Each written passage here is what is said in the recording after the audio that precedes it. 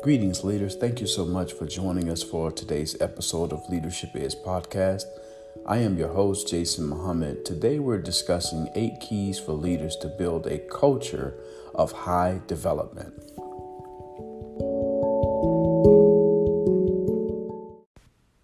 Greetings, leaders. Thank you for joining us for the episode of Leadership Is Podcast. Today we want to talk about 8 keys for leaders to build a culture of high development, right? And so before we get started with the base of the content that we have here, we want to talk about how important this really is, right? We're in a serious time of transition in this country and in this world, where we're faced with a few obstacles. The first one is, of course, we're still dealing with the COVID-19 pandemic, which has killed quite a considerable amount of people and also has affected this country in an economic way. For instance, in April, the U.S. economy lost 20.5 million jobs and the employment rate soared to 14.7%. However, the unemployment rate dropped in May to 13.3%. As employers added 2.5 million jobs. However, still with those jobs that have been added, and the unemployment rate dropped, 8% to like 13.3%, there is still some economic backlash as it relates to COVID-19. Here in our region in North Carolina, some of the banks even are looking at closing some of their branches. Thanks for the information shared from an article that was written, and it was shared on LinkedIn by Nathan Ramsey, who's here at the Land of Sky, and of course that deals with workforce development within our North Carolina region. And so these are some statistics, right? These are some numbers that are a direct reflection of the economic pandemic that is being caused by this COVID-19 virus. Now, secondly, there are worldwide protests as it relates to the senseless murder of George Floyd. And then, of course, as it makes us reiterate the other deaths, senseless deaths, violent deaths that took place by unlawful authorities here in this country, Tamir Rice and others, of course, there's the Trayvon Martin, and these protests, right, are destroying some properties, right? But that's not even the what we're talking about as it relates to the problem with the protest, right? What is happening, the problem of the protest is what brought the protest about in the beginning. What was the cause of the protest? That's where the problem is, you see. However, with these 13.3%, dropped in May as it relates to the unemployment rate, these people are going to be coming back to work. Right? Those that have suffered from the COVID-19 pandemic economic scare and, of course, may have lost some loved ones. And then those that have been affected by the cause of the riots that have taken place worldwide. What is the mindset that they're going to have when they come back to your organizations and to your jobs? Remember that in May, 2.5 million jobs have been added, right, because of the COVID-19 restrictions are easing up across the country. So again, you have people that are going to be coming back to these jobs with a little anxiety, a little insecurity, right, and wondering what's going to go on. So you have to have people in place who can address these issues. And so that's what we want to talk about today is 8 keys for leaders to build a culture of high development, even amongst the myriad of challenges that they're faced with today. Business still has to go on, right? And so how you build that culture of high development, it starts with a strategy. You have to have a strategy. You have to have strategies, right? But I want you to keep something in mind. I'm going to use 2 quotes today from Peter Drucker, who is a management guru, right? And the first quote that we're going to use from him is he says that culture eats strategy for breakfast. I'm going to repeat that. Culture eats strategy for breakfast. Meaning you can have all of the structure, written down and have all of your quotes and have your mantras, have your vision and your mission statements, your core values and your KPIs, written around and, talked about. But, that's fine. But what is in reality, what is your culture, right? That is within your company. So first of all, we have to look at what is culture. Well, culture is how and what we do, right? It is the rituals, the routines. It's not what is written, but it is our actions. That's what a culture is. Now, many cultures are determined by the geographical location, religion, family, history, routines, and rituals. We don't want to produce a situation like there's an old movie called Lord of the Flies, where there was no one there when the plane crashed, and these young children survived the plane crash, right? And there was no one there to give them structure. And so all they did was use what they already knew and what they felt and developed some form of a hierarchy, a structure on this island, and developed a culture based on that structure, right? And so you have to watch the movie to understand, but it was really a little violent movie. That talks about the forming, right, of a government by people who really did not have any form of internal compass as it relates to a moral compass in developing their policies and procedures and setting up their culture that they had. So it was a nice learning movie. If you go back and check it out, it's called Lord of the Flies. So it's an older movie too, back in the 80s, I believe it is. So anyway, that's what culture is. Culture is how and what we do. How cultures develop is by the actions of people, good or bad. And then it is if those actions are not put in check, it is based on the reactions or the response or lack of response by leadership. Right?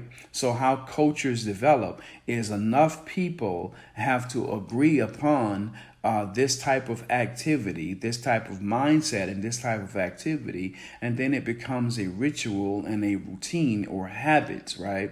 And you have to remember habit. I've talked about this in one of my prior podcasts. HABIT. Habit stands for how all behavior is transmitted. So when their habits, form with their rituals and routines, where now it has with enough people in agreement to those rituals and routines, that becomes a culture. And that's how cultures develop, right? So but today we're talking about how do leaders, right, build a culture of high development. See, that's what we want to build within your company. I'm going to read something to you from the book called It's the Manager in chapter 29, written by Jim Clifton and Jim Harder, right, from Gallup. And it's based on their largest global study of the future of work. And it says in this book that they're creating a culture of high development. Here are four things. Here's the four ways that they talk about high development cultures and how they are created, right? They say, first of all, they are CEO and board initiated. CEO and board initiated. The second one is you educate managers on new ways of managing. The third one is you practice company-wide communication. And the fourth one is hold managers accountable, right? So the Gallup has studied the factors that separate great workplaces from lousy ones. They say a culture of high employee development is the most productive environment for both your business and your employees. See, if you want to look at how do you get an environment or a culture of high performance, well, first, it starts with creating a culture of high development. And I'm gonna share with you what Gallup says, and then from another resource what they say that bears witness to this statement. It says, how can your organization create a culture where consistent high development is the norm rather than the exception? Unfortunately, your culture is not something you can just turn on and off. You need to start with an intentional, well-planned strategy, right? It says, the book continues, to begin with, creating a culture of high development requires more than completing an annual employee survey and then leaving managers on their own, hoping they will learn something from the survey results that will change how they manage. Now, you need to take a closer look at how critical engagement elements align with your performance management and human capital strategies. It goes beyond your evaluations and then your surveys, or even your leader coming up every now and then again doing a rah-rah session, gets people hype, but does not produce sustainable change. Right? This has to be CEO initiated, CEO and board initiated, right? And educated managers on new ways of managing, practice company-wide communication, and hold managers accountable. I mean, these are some things that have to take place in your agency, company, and organization. So I've talked about this company, DDI, which is Development Dimensions International. And they did a study with over 25,000 leaders, over 2,500 organizations with, 2,500 HR professionals. And what they've come to find out is that there is a disconnect between the HR professionals and the leadership as it relates to company-wide career development pathways and leadership development. And so it says here in their research that in terms of quality, HR professionals' assessments of their organization's leadership development program were lower than the leaders. So listen to this. 78% see their leadership career planning pathway systems as only moderately effective or worse. Right? 48% do not use the information from assessments and simulations to make leadership, hiring, and promotion decisions. And we're going to talk about that, hiring and decision making processes, because that's one of the 8 steps that I have here for leaders to create or to build a culture of high development. I mean, high development is just, development, creating a culture of high development could actually save your company. And I'm going to, give some more information that sustains that statement. 50% do not have well integrated and strategically aligned leadership development programs or processes. Right? 35% do not have a program to develop high potentials. And 45% of those that do don't measure the effectiveness of the programs. Once again, if you are serious about growing your next generation leaders, you got to be serious about measuring the effectiveness of your programs. In fact, you got to even have a program. Look, again, 35% do not have a program that develops their high potentials or next generation of leaders. Don't let that company be you. Okay. So number 5. Well, why does all of this matter? Why does any of this matter? Well, we're going to go into the second quote from Mr. Peter Drucker, and he says that 3 things happen organically within a company. The first one is friction. The second one is confusion. And the third one is lack of performance. Now, when you have friction, friction that is unchecked can turn into unhealthy conflict. Conflict is a part of, the growth and development of your company. However, unhealthy conflict can just destroy the team synergy, destroy anyone's, a desire to want to be a part of this team or want to be a part of this company even, right? When it turns into unhealthy conflict. Confusion makes it easy for people to make excuses for why work doesn't get done because they can say they were confused. And in fact, they may not be lying. They can say they're confused. They can say, well, again, I'm confused about the work I'm supposed to do. I don't know what the KPIs are. I don't know what the core values. I don't know what the job expectation is. I don't even have a job description. You guys hired me saying that you needed a position filled in X, Y, and Z and blah, blah, blah. So that confusion makes it easy for people to make excuses for why work doesn't get done. And then the third one, he says, once again, is lack of performance, right? And so that lack of performance, what that does is that really affects your bottom line. So you must create a culture of high development to turn your company around if your company is faced with this, right? So we're going to take a quick break here, and then I'm going to come back starting with an article that was written from Alexis Crosswell, Senior Content Manager of Culture Amp. Thank you.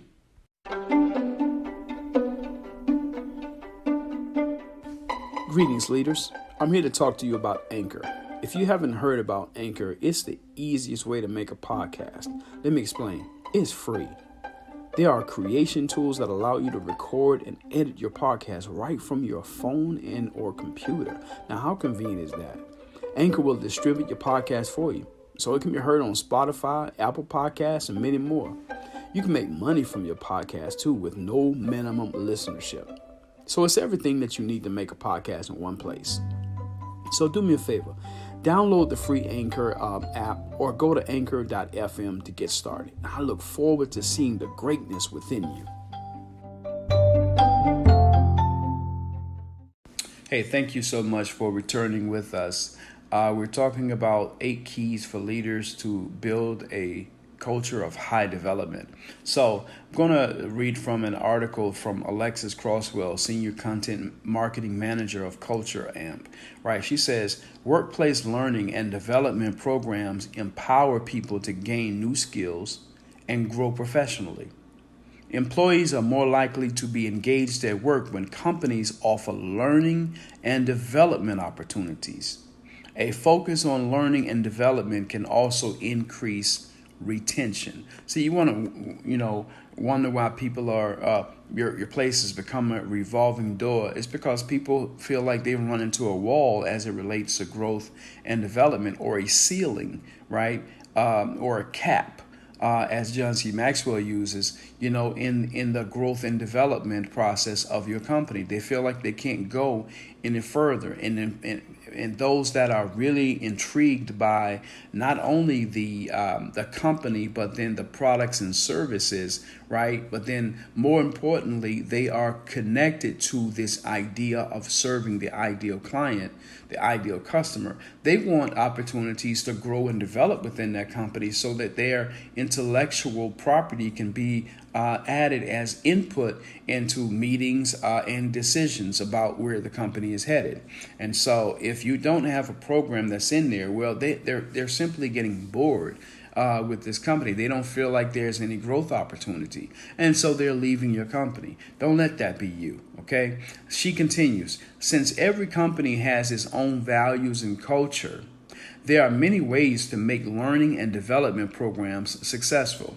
To gather inspiration for your next learning and development program, here are 10 real-world examples of what companies have implemented for their employees. Now, she has 10 listed in the article. I'm only going to look at 3 of those said companies. And here they are. The first one is Yelp. Now, Yelp has a yearly revenue of $500 million to $1 billion. Now, listen to why. Everyone at Yelp has what is called stretch roles, giving people responsibilities just beyond their current capabilities creates an engaged workforce and a culture of mentoring. People are promoted from within, incentivizing both personal development and nurturing others.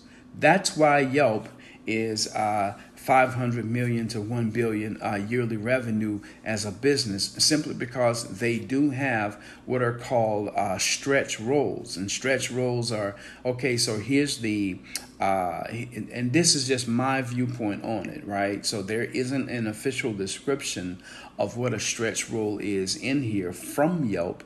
I'm just giving my idea of what it would look like, right? So everyone at Yelp has a stretch role. It says giving people responsibilities just beyond their current capabilities, creates an engaged workforce and a culture of mentoring. So this is not just someone who's responsible for, let's say, being on in a manufacturing type deal, right? And they're on there just pressing the machine in and out, in and out. So, but they're responsible for that, but they're also responsible for quality inspection of a certain amount of material, certain amount of product at the end of their machinery work, right?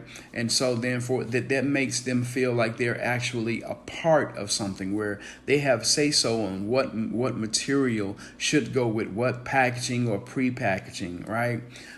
Even within customer service type jobs, where they can help in making some of the decisions, even some documentation to help the flow of organizing the work that needs to be done. Okay, so the second company she mentions is Pixar. And after their sale to Disney, they had a $7.4 billion revenue. Pixar University offers required trainings as well as optional classes for different disciplines. Now, see, there's a difference here, right? And so Pixar has required trainings. That means that they automatically from the jump, have development, growth and development in the mindset for their employees when they come through the door. So that's absolutely outstanding, right? And then they also have optional classes for different disciplines. It says Pixar president Ed Catmull says Pixar University helps reinforce the mindset that we're all learning and it's fun to learn together, according to a Harvard Business Review. See, they support their directors by empowering them to make decisions and take care not to undermine their authority. Directors take development into their own hands by asking for help from a creative brain trust of filmmakers, a pillar of their peer-based process. You see, so they have a group that is in there. They call them the Creative Brain Trust, that these directors, of these films get assistance from. But again, there are required trainings that are coming through the door, and then there are optional classes for different disciplines within there, like the directors, producers, sound check people, writers, right? There are optional classes for them to grow their craft and to grow for growth and development. So again, there is a culture there that is for of high development. Okay. The third one here is, of course, a company that Alexis works for, Culture Amp. Culture Amp has a 5-year goal of hitting $1 million in revenue. Now listen to their description here. It says each employee has access to a professional coach through the Coaching for Everyone program. Employees are provided with sessions at 6, 12, and 24 months, and they can choose to focus on a personal or professional goals, right? So each employee has access to a professional coach through the Coaching for Everyone program. They have a Coaching for Everyone program. Now, remember, we talked about, this in one of our episodes, why leaders make the best coaches, right? And so why coaching is so important. And of course, again, coaching, how I mentioned it, is one of our 8 keys to creating a culture of high development. So she says coaches help assess where a person is and where they want to be, then guide each person through a strategy to reach their goals. See, so again, you got to have coaches in place here to help people to achieve their goals. Your company, you remember we talked about this, right, in here from DDI, that 35% of companies do not have a program to develop their high potentials. And 45% of those that don't measure their effectiveness of these programs. Your company has to have a next generation leadership development program, and coaching has to be a component of that program. I'm going to read something to you from DDI, Development Dimensions International. When they met with these 25,000 leaders over 2,500 companies with 2,500 HR professionals, right? And it says in here that developing next generation leaders and failure to attract, retain top talent were rated in the top 5 by 64% and 60% of respondents, respectively. So, in other words, the leaders clearly indicated that their top 2 focuses are failure to attract and retain top talent, 60% of the respondents said, and then developing next generational leaders, 64% of the respondents responded, saying that developing next generation of leaders is their number one topic and goal for their company. And so, I mean, it just makes sense, right, for that to happen. Now, here are my 8 keys to build a high culture of development. And I want you to pay close attention to this because it's going to tie back into the 13.3% of how the unemployment rate dropped down, because by adding 2.5 million jobs, right? When they added these 2.5 million jobs, you got to think, statistically, before COVID-19 even took place, right? Before COVID-19 took place, before the senseless murder of George Floyd in Minneapolis took place that produced, these riots that economically are producing another challenge, right? And then anxiety goes along with that. Before any of that happened, 88% of the workforce already felt undervalued. 3 out of 4 employees were disengaged, and this would drive a cost of $960 million upwards to $1.2 trillion that was projected within that year because of the cost of mismanaged employees. Right? In fact, before any of this happened, again, employees said 65% would trade their salary to fire their boss. 58% trusted a stranger over their boss. And 31% of managers said that they received any coaching. 34% said they received any mentoring. 39% said they received any formal training. Like, how do you bring people into leadership and management positions and you don't give them any type of training or have a mentoring or coaching program set up to support them as they go? See, so one of the things that I have been doing some reading, right, and in social psychology is called illusory superiority, where people, and especially this in leadership, where they think that they have better capabilities to handle things than others who are faced with some of the same challenges, who have the same capabilities but may not have the title as leader or CEO or CHRO, right? And so what this produces is a leader may have a situation within their company who say that they can address the situation in their company, but have no actual data that shows that they have ever addressed this situation within their company before, and don't have a system set up in place that will, in fact, right, address this situation within their company. And so what it's doing is that it's driving people out of the door. It is driving them straight out of the door. People are quitting your place because of the cap that's put on top of them, because there is no opportunity for growth and development, right?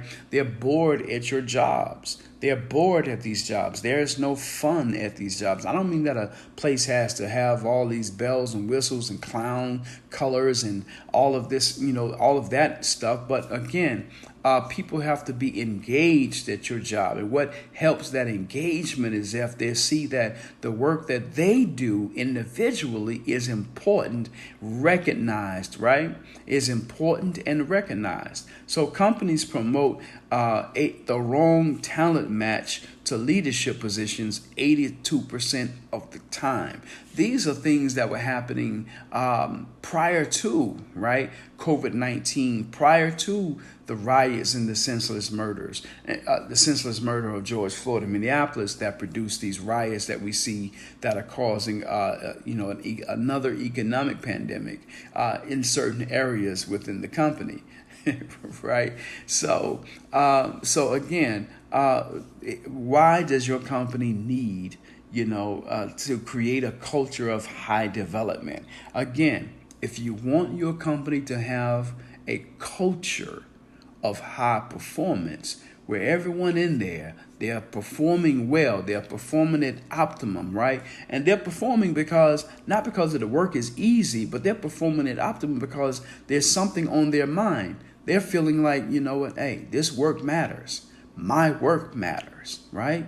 What I'm doing matters. They recognize that I'm an important part of it, even though I don't have a key leadership role or title, but my work matters. It values. So that's going to make them want to work even more. Then when they feel like there is an opportunity for them to get into another level, those that have the ambition to do so, right? Those who have the ambition to do so. Because remember, we talked about last week, are leaders born or are leaders made? There are two types of leaders that you have within your company. You have the recognized leader, with the ones with the title or the ones with the position. And then you have the hidden leaders, those that don't have the title or the position, but they definitely have the influence, and they definitely have some empowerment that they do within that company there. And so this is really for you to be able to empower your hidden leaders, right? So the 8 keys to build a high culture of development. Here's number 1: leverage influence. You have influence in your company as a leader, as a manager, as one with the title and authority of a leader. You have influence. Leverage that influence the best way that you can to get more vigorous work, high performance, growth, and development from your employees, and especially igniting that spark and fire within your hidden potential leaders that are in your company. Number 2, reduce stress. How do you reduce stress in your company? Right. Well, you come through sometimes, walk through your company and around your employees and just talk to them. Just ease it up for a minute, Just talk to them. Answer some questions that they may have, right? Or making sure that number 3 that we have here is keep open communication. Many people say that they have an open door policy at their companies, right? But then when you go to the door is always closed. And then when it does open, you're on your computer or you're saying, hold on for a second, let me finish something up here. And then you get started, and then you tell them again, hold on for a second, I'm sorry, I apologize.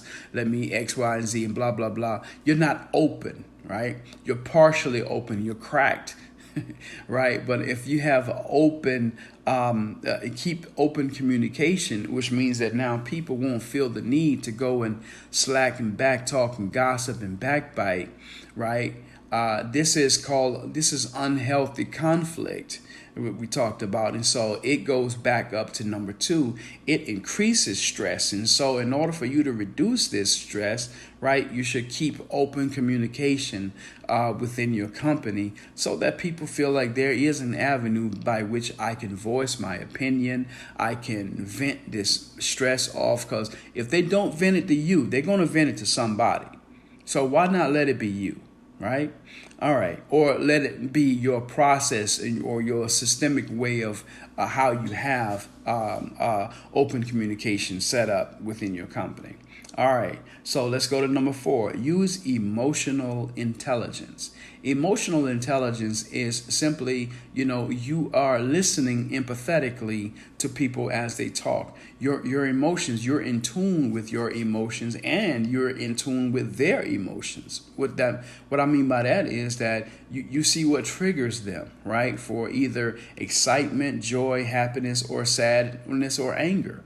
You sense what triggers them and your employees as it relates to conversation and as it relates to team meetings, right? So use emotional intelligence. Number 5, the 3 C's: consistent coaching conversations. As we have read from Gallup, as we have read from DDI, as we have read from Alexis Crosswell, content manager for Culture Amp, right? And we've read from them, and there's been a consistent theme within their conversations as it relates to how to structure a culture of high development. And they talked about coaching. So you have to have consistent coaching conversations. This means that, again, it goes beyond the yearly evaluations and or performance evaluations, right, that you have. But these are consistent coaching conversations. How many employees in there actually know what the standards are, what their expectations are for their department or company, right? Or in their area. And then how many of them are being measured? How many of them are being told whether they are meeting that standard or those expectations or not? And then if they are being told, how many of them are being coached if they're not reaching those standards? How many are being coached into how to reach those standards, right? How many have been given goals and then coached through those goals of how to achieve those standards? See, you got to have consistent coaching conversations. That's number 5. Number 6, higher potential and not perfection. Many people can pass an interview. Many people can write the correct things down on a job application. But when you're in your hiring process, right, or your interviewing process even, you want to give world company-specific, real company-specific scenarios, right? And so you don't want to necessarily see if the person gets the answer right or wrong, but you want to measure the mindset or the soft skill called critical thinking. You want to measure how do they think in this problem, what methods, what resources would they use to solve this problem within that scenario. That is how you hire potential and not perfection. Right? So number 7 is make the tough or right decisions. I've talked about this in one of my prior podcasts about how leaders make up their mind, right? MIND. And that stands for mission, information, negotiation, and decide. Every leader thinks differently. And in one of my episodes, episode 13, I believe it is, I'm going to talk about the 3 things that every leader does. Now, a leader sees differently, right? Leaders see differently, SEE. But right now we're talking about make the tough and right decisions. MIND, MIND. It stands for mission, information, negotiation, and decision. Okay, so you can go back and listen to that podcast as well. And number 8, challenge the small stuff. Many people say, well, don't sweat the small stuff. And some people say, sweat the small stuff. I'm saying challenge the small stuff, right? The small stuff here can be a negative and it can be positive. Negative is someone made a mistake or whatever like that. Challenge that small thing. It's a small thing now. But if they continue to make the mistake, it becomes a mindset, a habit, or ritual, and a routine that can eventually, over time, affect, the quality of your product and your service. So you want to challenge that small stuff. That's from the problem side of it. From the positive side of it is that if you see a person within your company who has that leadership spark, right? You see them do little things, as Alexis Crosswell talks about. You see them with a stretch role, right? But self-imposed. So, which means that they take on just a little bit more than what their job description says, but no one told them to do so, or it was not a part of the job description. They just decided to do it, right? So then you see that there's a little leadership spark there. Challenge that small spark.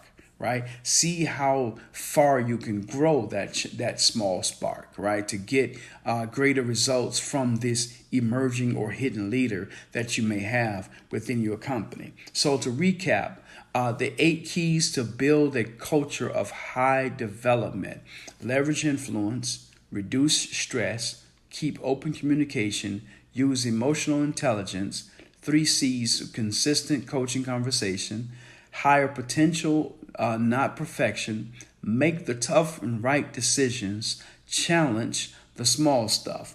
And once you do these things, right, once you use these 8 keys to build a culture of high development, what that ends up doing is that of course increases your bottom line. It increases work performance, and it increases your potential to retain your ideal customer. Thank you for listening.